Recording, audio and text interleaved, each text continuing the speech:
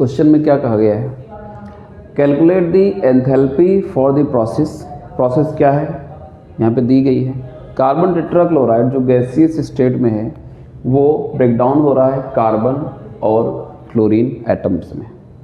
इसके लिए हमें एंथैल्पी चेंज निकालना है। इस पूरी प्रोसेस के दौरान डेल्टा एच की वैल्यू यानी कि एंथैल्पी चेंज कितना हुआ वो कैलकुलेट करिए पहली बार, and calculate bond enthalpy of CCl in CCl4। CCl4 में यानी कि अगर हम CCl4 का स्ट्रक्चर बनाते हैं है ना, तो उसमें कार्बन और क्लोरीन के बीच में जो बॉन्ड है उसको ब्रेक करने के लिए हमें कितनी एनर्जी चाहिए, हमें ये भी पता लगाना है। तो यहाँ पे दो क्वेश्चन हैं। पहली बात तो इस पूरी प्रोसेस के दौरान कितना एंथैल्पी चेंज हुआ है, और दूसरा ये जो बॉन्ड है हमारा कार्बन और क्लोरीन के बीच में इसको ब्रेक करने के लिए हमें कितनी एनर्जी चाहिए। दोनों चीज़ों को हम यहाँ पे कैलकुलेट करेंगे। ओके, और यहाँ पे कुछ डेटा हमारे पास में गिवन है, इस डेटा की हेल्प से हम करने वाले हैं, है ना। तो पहले हम क्या करेंगे, इस डेटा पे हम एनालिसिस करेंगे, क्या दिया हुआ है इसको वैसे ही लिखेंगे, उसके बाद में फिर हम वापस इस प्रोसेस पे आएंगे। तो आइए इसको पहले हम लिख लेते हैं, क्या है ये, क्या चीज़ गिवन है। तो देखिए सबसे पहले हमें क्या दिया गया है, एंथैल्पी ऑफ वेपराइजेशन। CCl4 जो लिक्विड स्टेट में, अपने नेचुरल स्टेट में लिक्विड होता है कार्बन टेट्राक्लोराइड, वो वेपर में कन्वर्ट हो रहा है, तो कितनी एनर्जी एक्सचेंज हो रही वो यहाँ पे दिया गया। तो हम जरा इसको लिख लेते हैं, CCl4 जो लिक्विड स्टेट में है ना, वो कन्वर्ट हो रहा है गैसियस स्टेट में CCl4 गैसियस, और यहाँ पे जो एंथैल्पी एक्सचेंज है वो गिवन है। तो वेपराइजेशन, एंथैल्पी ऑफ वेपराइजेशन की जो वैल्यू है वो क्या है, 30.5 किलो जूल पर मोल, है ना, ये है अपना 30.5 किलो जूल पर मोल। ठीक है, तो वो हम नहीं लिख रहे यूनिट, ये यहाँ पे लिखी हुई है। ओके, उसके बाद में जो नेक्स्ट अपना प्रोसेस है वो क्या है, enthalpy of formation carbon tetrachloride का।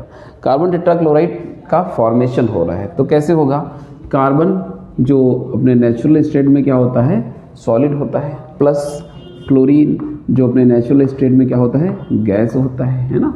इन दोनों से मिलके हमें क्या मिल जाएगा, कार्बन टेट्राक्लोराइड मिल जाएगा, CCl4 मिल जाएगा, जो अपने नेचुरल स्टेट में क्या होता है, लिक्विड होता है।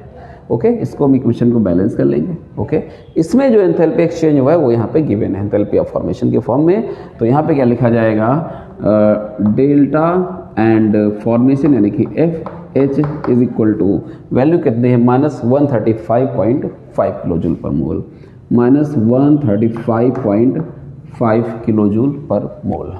ओके, तो ये हमारे पास में दो प्रोसेस हो गए। थर्ड में क्या है, एंथैल्पी ऑफ एटमाइजेशन, किसका, कार्बन का। तो कार्बन जो सॉलिड स्टेट में था वो कन्वर्ट हुआ है कार्बन गैसियस स्टेट में। इसमें जो एंथैल्पी एक्सचेंज हुई है उसको यहाँ पे दिया गया है in the form of enthalpy of atomization. तो एंथैल्पी ऑफ एटमाइजेशन की जो वैल्यू है वो क्या है, गिवन है यहाँ पे, वो है हमारे पास में 715 किलो जूल पर मोल, 715 किलो जूल पर मोल।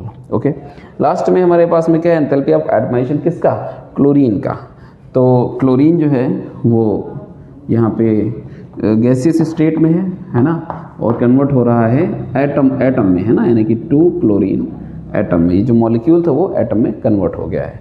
और यहाँ पे भी जो एंथैल्पी एक्सचेंज हुआ है वो हमारे पास में इसकी जो वैल्यू है वो है 242 किलो जूल पर मोल। अब यहाँ पे जो सारी एंथैल्पीज़ हमारी हैं वो सब स्टैंडर्ड हैं, यहाँ पे नॉट लगा हुआ है ना सब स्क्रिप्ट में, तो हम भी यहाँ पे सब में नॉट लगा देते हैं, सारी ये स्टैंडर्ड वैल्यूज़ हैं। ओके, ठीक है, बहुत अच्छी बात है। अब हमें क्या करना है, अब ज़रा वापस इस प्रोसेस पे आइए, है ना। हमें क्या करना है, इन रिएक्शंस को कुछ ऐसे अरेंज करना है कि इसमें बाकी चीज़ें कट जाएं और हमें क्या मिले, ये इक्वेशन मिल जाए। ओके, तो इसके लिए आइए हम ज़रा इस पर डिस्कशन करते हैं। ठीक है, तो सबसे पहले हमें क्या चाहिए, CCl4 चाहिए गैसियस स्टेट में और लेफ्ट हैंड साइड में चाहिए, है ना। तो लेफ्ट हैंड साइड में आइए, अब यहाँ ज़रा CCl4 गैसियस स्टेट में अगर हम देखें तो ये राइट हैंड साइड में है ना। तो हम क्या करेंगे, इस इक्वेशन को इन्वर्ट कर लेंगे, या फिर इसको आप कहो कि ये प्रोडक्ट रिएक्टेंट साइड में आएगा और रिएक्टेंट हमारा प्रोडक्ट साइड में चला जाएगा।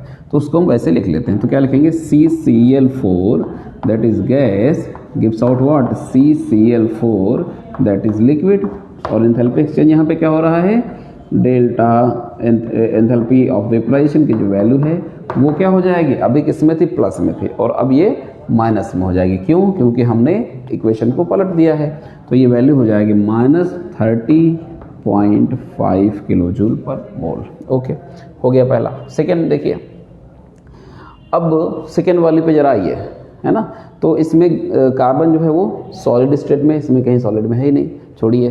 क्लोरीन गैसियस स्टेट में, इसमें कहीं है ही नहीं, ठीक है। तो ये वाली जो सेकेंड वाली इक्वेशन है, इसमें से हमें अभी कुछ मिल नहीं रहा है, तो इसको हम थोड़ी देर बाद डिस्कस करेंगे। पहले बाकियों को देख लेते हैं, फिर वापस हम इस पे आएंगे, देखेंगे इसका क्या हो सकता है। चलिए इधर आइए, कार्बन सॉलिड स्टेट में है ही नहीं, इसमें कार्बन गैसियस स्टेट में, देखिए इसमें हमें यहाँ पे मिला हुआ है राइट साइड में, ये भी राइट साइड में। इसका मतलब हमें कुछ करना नहीं, सीधे इस इक्वेशन को कॉपी कर देना है। तो यहाँ पे हम लिखेंगे carbon solid gives out carbon gas and delta a standard 715।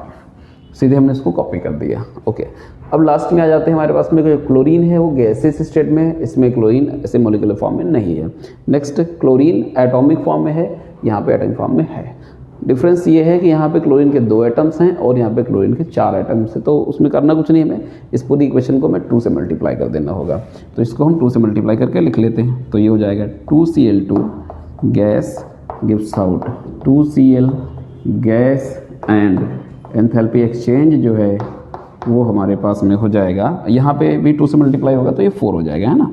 इसको 4 कर देते हैं हम। ओके, और जो ये वाली वैल्यू है ये भी 2 से मल्टीप्लाई हो जाएगी, क्योंकि पूरी इक्वेशन हो रही तो ये भी होगी। तो ये हो जाएगा हमारा 4, 8 एंड 4 किलो जूल पर मोल। ओके, तो ये तीनों हमने डिस्कस कर लिया। अभी ये वाली हमारी बची हुई है, क्योंकि इसको हम इग्नोर नहीं कर सकते, इग्नोर करेंगे फिर रिजल्ट हमारा नहीं आएगा, तो हम इसको इग्नोर नहीं करेंगे। तो इस पर हम एनालिसिस कर सकते हैं। हम ये कर सकते हैं कि देखिए यहाँ पे जो कार्बन है वो सॉलिड स्टेट में है ना, और हमारी इस वाली इक्वेशन में भी कार्बन सॉलिड स्टेट में है। अगर ये कार्बन सॉलिड स्टेट में हम नहीं काटेंगे, इसको कैंसिल नहीं करेंगे, तो ये हमारा फाइनल इक्वेशन में दिखेगा, है ना। तो इसके लिए हम क्या करें, जो ये वाली इक्वेशन इसको हम इन्वर्ट करके अगर लिख लें तो जो कार्बन सॉलिड स्टेट में वो राइट साइड में आ जाएगा, फिर ये और ये दोनों कट जाएंगे, है ना। तो इसको हम क्या करते हैं, इन्वर्ट करके लिख लेते हैं। तो CCl4 जो लिक्विड है gives out what, carbon solid state plus 2 chlorine that is gaseous state. Okay, और एंथैल्पी एक्सचेंज, चूंकि हमने रिएक्शन को इन्वर्ट किया तो एंथैल्पी क्या होगी, जो नेगेटिव थी वो पॉजिटिव हो जाएगी। तो डेल्टा H जो हो जाएगा हमारे पास में कौन सा है, formation. Okay, that will be plus 135.5। तो ये हमारे पास में 4 इक्वेशन आ गई। अब देखते हैं हम इसमें क्या कैंसिल हो रहा है। आइए देखते हैं इस बात को हम, क्या इसमें कैंसिल हो रहा है। तो सबसे पहले CCl4 जो गैसियस स्टेट में है, तो ये तो हमें चाहिए ही वैसे, तो कैंसिल की तुम बात करो चाहे ना करो, कैंसिल होगा ही नहीं, है ना। उसके बाद में कार्बन जो गैसियस स्टेट में है वो भी हमें चाहिए। 4 क्लोरीन के एटम्स हैं इधर हमारे पास में, ये भी हमें चाहिए, ठीक है। बाकी इनको छोड़ के हमें यहाँ पे वो अपने आप भी कैंसिल हो जाएगा। आप उसको नहीं देखेंगे, इसको नहीं देखेंगे तो भी ये कैंसिल होके हमें यही मिल जाएगा, अगर आपने ये अरेंजमेंट सही किया है तो। अगर आपने एक भी इक्वेशन का अरेंजमेंट गलत कर दिया फिर आपका रिजल्ट नहीं आना है ना। तो आइए देखते हैं इसमें क्या क्या कैंसिल हो रहा है। तो एक तो जो CCl4 है ये लिक्विड फॉर्म में, ये कैंसिल हो रहा है। ये CCl4 जो हमारा लिक्विड स्टेट में है ये कैंसिल हो रहा है। ओके, उसके बाद में क्लोरीन के इधर देखिए 2 मॉलिक्यूल इधर हैं और इधर भी 2 मॉलिक्यूल, तो ये भी कैंसिल हो गया। ओके, देन कार्बन हमारा जो सॉलिड स्टेट में है वो इधर लेफ्ट में है, इधर राइट में, cancel. Okay, and then carbon gaseous state में नहीं कैंसिल हो रहा है। 4 atom of the chlorine cancel नहीं हो रहे हैं ना। तो अब इतनी जो चीज़ें हमारे पास में बची हुई हैं ये कैंसिल नहीं हो रही। तो आइए जरा हम लिखते हैं और देखते हैं क्या हमें ये इक्वेशन मिल रही है। तो देखिए लेफ्ट हैंड साइड में हमारे पास में क्या है, सिर्फ CCl4 है। CCl4 गैसियस स्टेट में है। ओके, उसके बाद में हमें इधर क्या मिला हुआ है, कार्बन जो गैसियस स्टेट में है, प्लस 4 क्लोरीन के एटम्स मिले हुए हैं।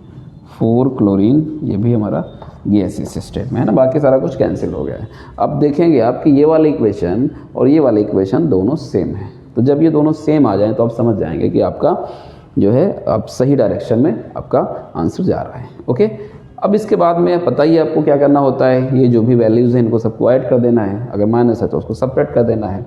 ओके, तो आइए इस बात को हम जरा यहाँ पे कर लेते हैं।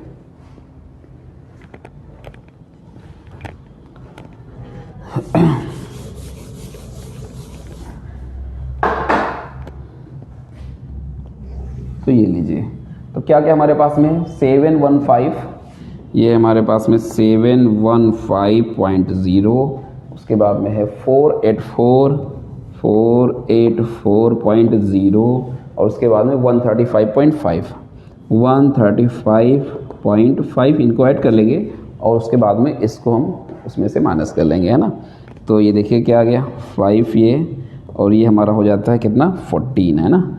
कैरी 1 आ गया, तो ये हो गया हमारा 2, 10 एंड 13, 3 कैरी 1 कितना हो जाता है 8 एंड 4 12 और एक 13, 1334.5, है ना। अब इसमें से हम इसको माइनस कर लेंगे, तो हमें यहाँ पे क्या मिलेगा 1334.5 में से 30.5 माइनस कर लेंगे, 30.5 माइनस कर लेंगे तो आ जाएगा यहाँ पे 04013। तो ये हो गया हमारा 1304 किलो जूल पर मोल इसका आंसर हो जाएगा। ओके, तो यही हमारा क्या है एंथैल्पी एक्सचेंज, यहाँ पे जो टोटल होगा उसकी वैल्यू है। ठीक है, इसको मैं यहीं पे लिखता हूँ, लिखा ही है ना, दिख रहा है आपको। ओके, तो ये हमारा टोटल जो एंथैल्पी एक्सचेंज हुआ इस इक्वेशन में, इस प्रोसेस के दौरान, उसकी वैल्यू हमारी हो गई है। ओके, तो ये हो क्या है ना, तो ये आपका आंसर आ गया पहला वाला। दूसरा वाला क्वेश्चन ये पूछा गया था कि and calculate the bond enthalpy of the CCl and CCl4। Bond enthalpy हमें पता लगानी है, ठीक है ना। अब आप देखिए जो हम लोगों ने किया है, बेसिकली ये बॉन्ड ही तो टूट रहा है, जो हम लोगों ने पता लगाया है वो बॉन्ड एंथैल्पी ही हम लोगों ने पता लगाई है। लेकिन ये कितने बॉन्ड्स के लिए है, 4 मोल बॉन्ड्स के लिए है, क्योंकि इसमें बॉन्ड कितने थे 4 थे, लेकिन हमें 1 मोल के लिए निकालना होता है ना। तो हम क्या करेंगे, इसको 4 से डिवाइड कर देंगे, बस वही हमारा आंसर हो जाएगा। ठीक है, तो इसको आइए हम 4 से डिवाइड कर लेते हैं, है ना। तो ये कितना हो जाएगा 1304 को 4 24, तो ये हो गया हमारा 326 यूनिट। इनकी क्या हो जाएंगी सबकी किलो जूल पर मोल, है ना, किलो जूल पर मोल, और इसकी भी किलो जूल पर मोल। तो इस तरीके से हमारा ये क्वेश्चन सॉल्व हो जाता है।